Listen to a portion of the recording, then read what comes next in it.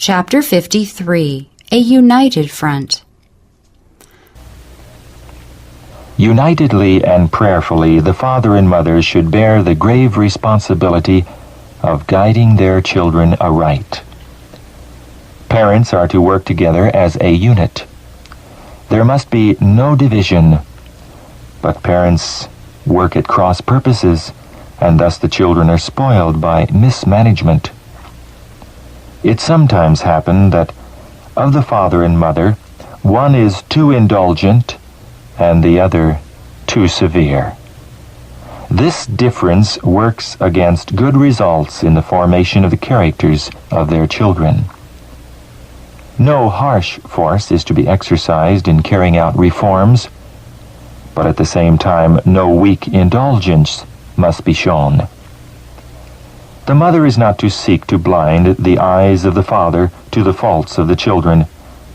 Neither is she to influence them to do those things which the father has forbidden them to do. Not one seed of doubt should the mother plant in her children's minds in regard to the wisdom of the father's management. She should not, by her course of action, counteract the work of the father. If fathers and mothers are at variance, one working against the other to counteract each other's influence, the family will be in a demoralized condition, and neither the father nor the mother will receive the respect and confidence that are essential to a well-governed family. Children are quick to discern anything that will cast a reflection upon the rules and regulations of a household, especially those regulations that restrict their actions. The father and mother should unite in disciplining their children. Each should bear a share of the responsibility, acknowledging themselves under solemn obligations to God to train up their offspring in such a way as to secure to them, as far as possible, good physical health and well-developed characters. Some fond mothers suffer wrongs in their children which should not be allowed in them for a moment. The wrongs of the children are sometimes concealed from the father.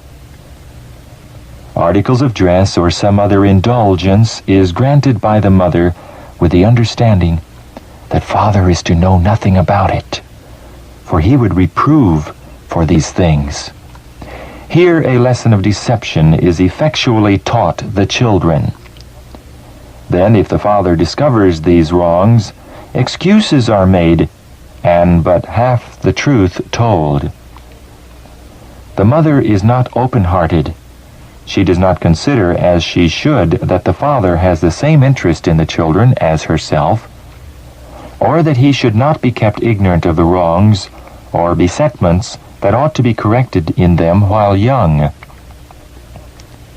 Things have been covered. The children know the lack of union in their parents, and it has its effect. The children begin young to deceive, cover up, tell things in a different light from what they are to their mother as well as their father. Exaggeration becomes habit, and blunt falsehoods come to be told with but little conviction or reproof of conscience. These wrongs, commenced by the mother's concealing things from the father, who has an equal interest with her in the character their children are forming. The father should have been consulted freely. All should have been laid open to him. But the opposite course, taken to conceal the wrongs of the children, encourages in them a disposition to deceive, a lack of truthfulness and honesty. There should always be a fixed principle with Christian parents to be united in the government of their children. There is a fault in this respect with some parents, a lack of union. The fault is sometimes with the father, but oftener with the mother. The fond mother pets and indulges her children. The father's labor calls him from home often, and from the society of his children. The mother's influence tells.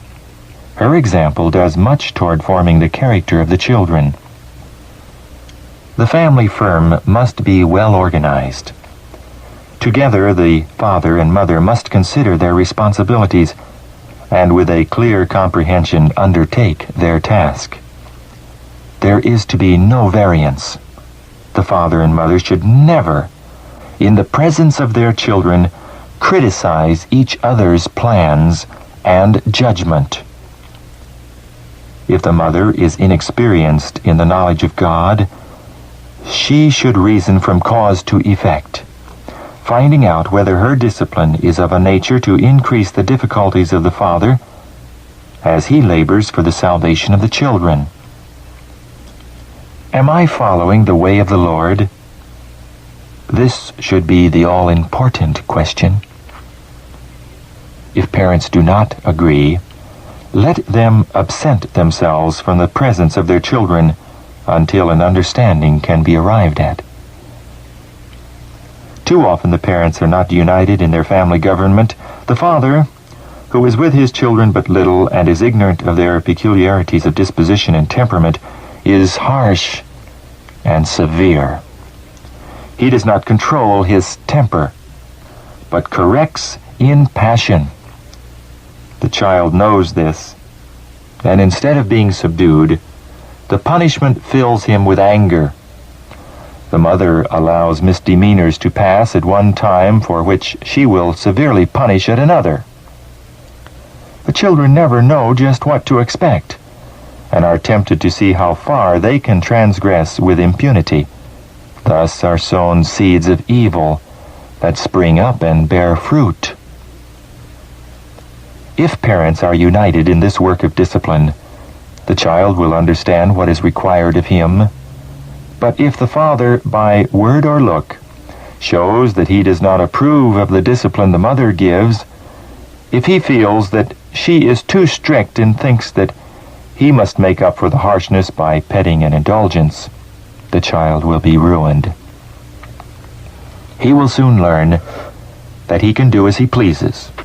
Parents who commit this sin against their children are accountable for the ruin of their souls. The angels look with intense interest upon every family to see how the children are treated by parents, guardians, or friends. What strange mismanagement they witness in a family where father and mother are at variance. The tones of the voice of father and mother, their looks, their words, all make it manifest that they are not united in the management of their children. The father casts reflections upon the mother and leads the children to hold and disrespect the mother's tenderness and affection for the little ones.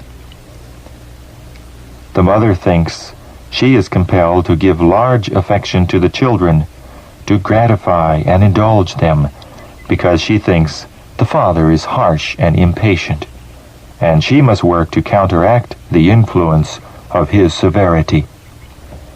Affection cannot be lasting, even in the home circle, unless there is a conformity of the will and disposition to the will of God. All the faculties and passions are to be brought into harmony with the attributes of Jesus Christ.